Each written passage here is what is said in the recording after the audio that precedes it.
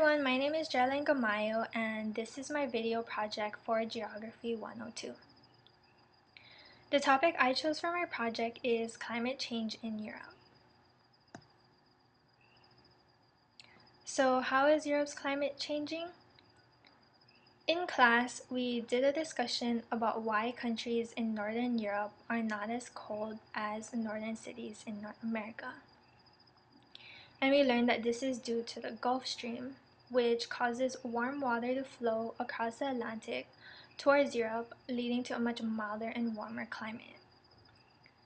Besides the Gulf Stream, there are many other reasons why Europe's climate is changing. Other reasons are heat waves, melting ice, rising seas, and precipitation. Now, the first thing I'm going to focus on is heat waves. The temperature in Europe has increased over the past decade and is expected to continue to increase. Heat waves in Europe have increased in frequency and length and has caused many deaths. And there's a possible chance of there being an increase in heat-related deaths if the heat waves continue to increase. Now, because the temperature in Europe is so high, this is causing ice to melt.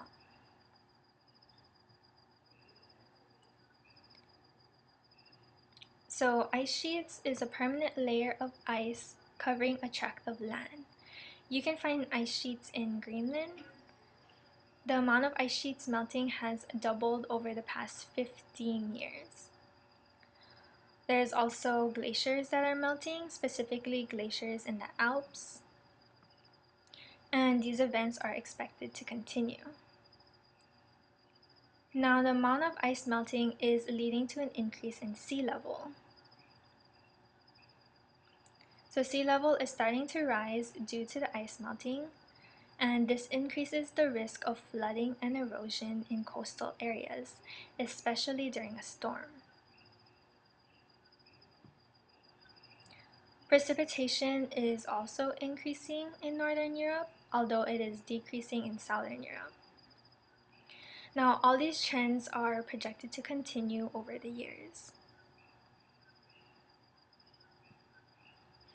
Effects of climate change. Climate change has a huge effect on humans, wildlife, and on society and the economy.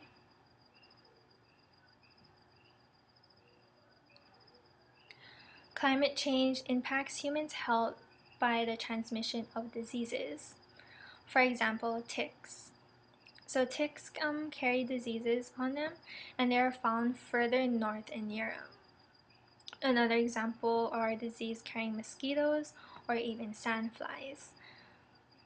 The warm temperature in Northern Europe is going to make it a suitable habitat or area for these mosquitoes or sandflies. There are also waterborne illnesses and, as I discussed earlier, heat-related deaths.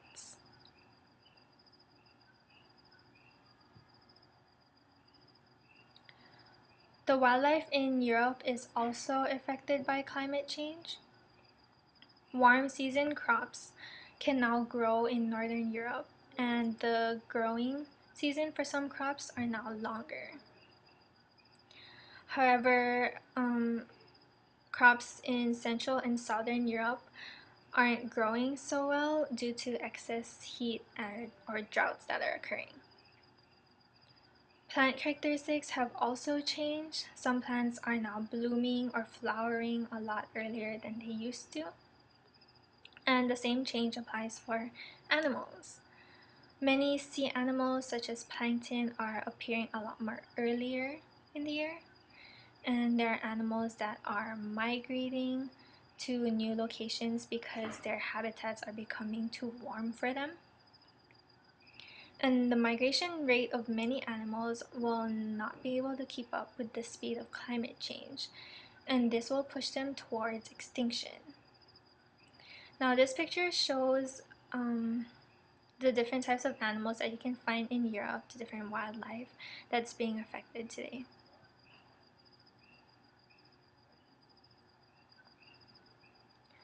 Lastly, there is a cost to society and the economy. And this is due to damage to infrastructure and a decrease in the demand for heating.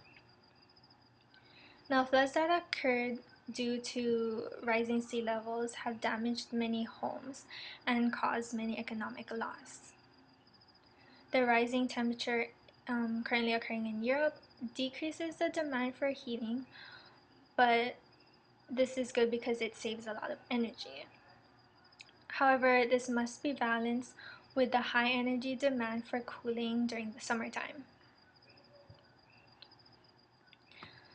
Today, climate changes are still occurring in Europe, and it is expected to increase and worsen over the next few years, having a very huge effect on humans, wildlife, the economy, and the society. So that concludes the end of my video project. Thank you for watching.